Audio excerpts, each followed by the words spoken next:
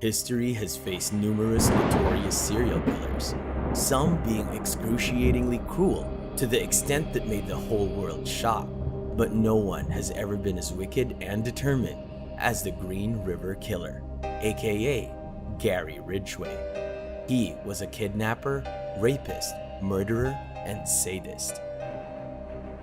Hello, and welcome to today's episode.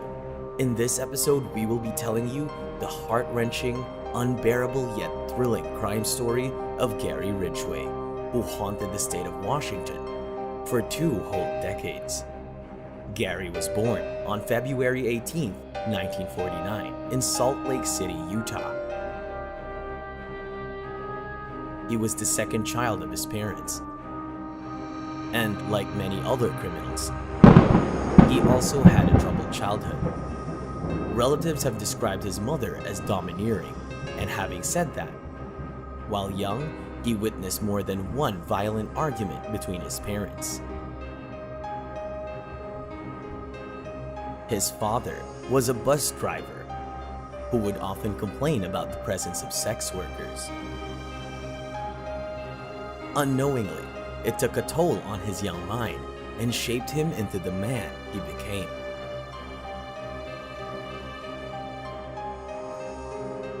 It is also said that until he turned 16, he had a bedwetting problem, which often turned into an awkward episode, ending with his mother wiping his genitals.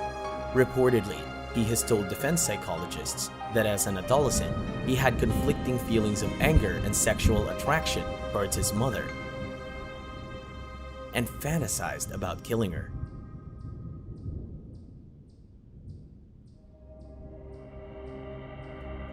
Gary was always described as a problematic child, and the first ever victim of Gary was a 6-year-old boy who went into the same school as him. It was stated by the survivor that Gary led him to the woods and then stabbed him with a knife that went past his ribcage, damaging his liver. But this incident was not reported, hence no action was taken against Gary. Being a dyslexic person, Gary was held back a year in high school, which is also sometimes related to his low IQ, which was in the low 80s. But it is also true that no one could have tricked the media and police better than him. While becoming an adult, he started behaving like a normal person. He even married his high school girlfriend at the age of 19. After this, he joined the American Navy and was posted to Vietnam, where, like many other young soldiers, he engaged in sexual activities with local sex workers, which made him contract gonorrhea. But it didn't stop him. When he returned to his home, he found his wife was having an affair, which led to the ending of his first marriage. Gary married one more time in his life before becoming a serial killer. He even had a son from his second wife, Marcia. She has reportedly told the police about his weird behavior during their marriage. According to her, he became quite religious during their marriage and was reading the Bible aloud at work and home. She further said that he would also frequently cry after sermons or reading the Bible. Despite his religiousness, he continued to solicit the services of sex workers. It appeared as a love-hate relationship. He frequently complained about their presence in the neighborhood, but still took advantage of their services regularly. It was speculated that he was torn between his lust and his staunch religious beliefs. It is a good theory to believe that it was an inner conflict between his resentment towards his mother and the frustration of his 2 marriages ending because of the infidelity of his wives, which made him a brutal serial killer. Nonetheless, it always seemed like he had a plan all his life. Throughout the 1980s and 1990s, Gary is believed to have murdered at least 71 teenage girls and women near Seattle and Tacoma, Washington. He admitted to stalking them before strangling them to death. It is believed that his main target were sex workers or runaways, whom he picked up along the Pacific Highway South. He usually showed them a picture of his son to get them to trust him, after which he would ask them to climb in his truck or go somewhere secluded, making it definitely the last and worst decision of their life. He killed most victims in his home, his truck, or a secluded area, and dumped their bodies in the wooded areas around Green River, Seattle, Tacoma International Airport, and other dump sites within South King County, giving him the spine-chilling nickname, the Green River Killer. He often left the bodies in clusters, sometimes posed, usually nude. He has even admitted to returning to the dumped bodies to have intercourse with them, which reduced his need to obtain a living victim and thus limited the exposure to being caught. Always being a step ahead, he occasionally contaminated the dump sites with gum, cigarettes, and written materials belonging to others to confuse the police. Seeing his murder spree, in the early 1980s, the Green River Task Force was formed to investigate the murders. The team took the assistance of another serial killer, Ted Bundy, who offered his opinions on psychology, motivations, and behavior of the killer. He suggested that the killer was revisiting the dump sites to have sex with his victims, which turned out to be true. And if police found a fresh grave, they should stake it out and wait for him to come back. As if it was the start of his downfall, in 1982, Gary was arrested on a prostitution charge. He became a suspect in the killings after a witness claimed to see Malvar, a prostitute, getting into his truck who went missing afterward, but he somehow managed to pass a polygraph test in which he claimed to be innocent. Now he was no longer considered to be a prime candidate, but the members of the task force still held on to their suspicions and to samples of his hair and saliva. 4 days later, police questioned Gary at his home about his knowledge of Malvar, whom he denied knowing.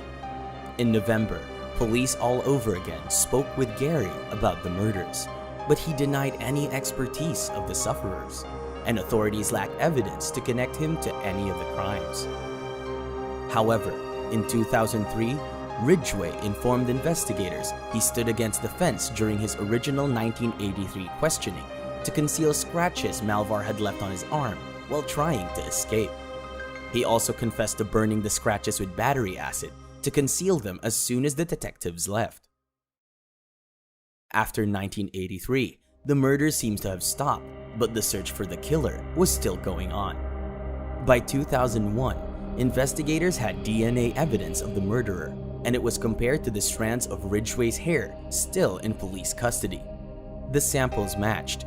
Gary was arrested on November 30, 2001, after being linked to the murder of 4 women. Forensic testing later revealed that the same spray paint Ridgway used at work during his crime spree was present at other crime scenes and added those murders to the list of charges. By that point, Ridgway had not only held a steady job for 30 years, but had also been married 3 times.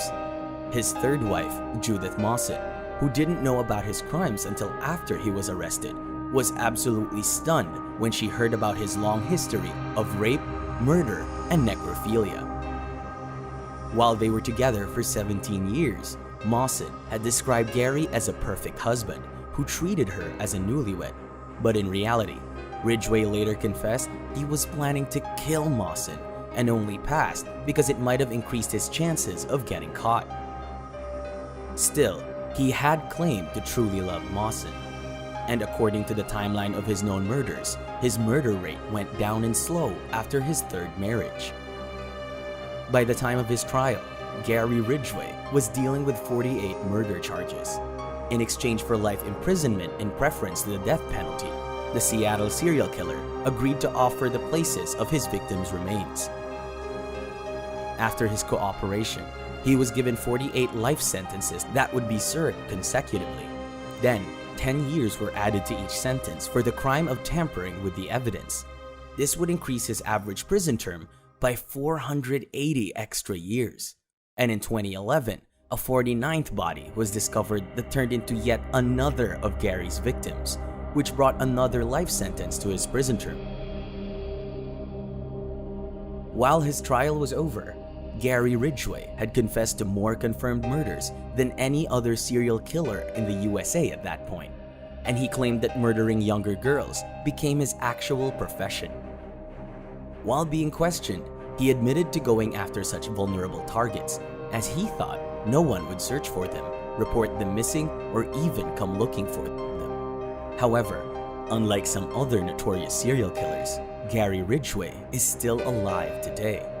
He is currently 72 years old and serving out his life sentence at the Washington State Penitentiary in Walla Walla, Washington. Though there are no signs of him coming out of jail, there are still some Republican lawmakers who claim that the serial killer Gary Ridgway, the Green River Killer, could be released if a bill passes that would eliminate life without parole, making it a nightmare for the families of victims and other women out there. And with this, it's the end of today's episode. Let us know about your opinion on this serial killer in the comments section below. And don't forget to subscribe to the channel. We will meet next time with a new video. Till then, take care and beware of the strangers.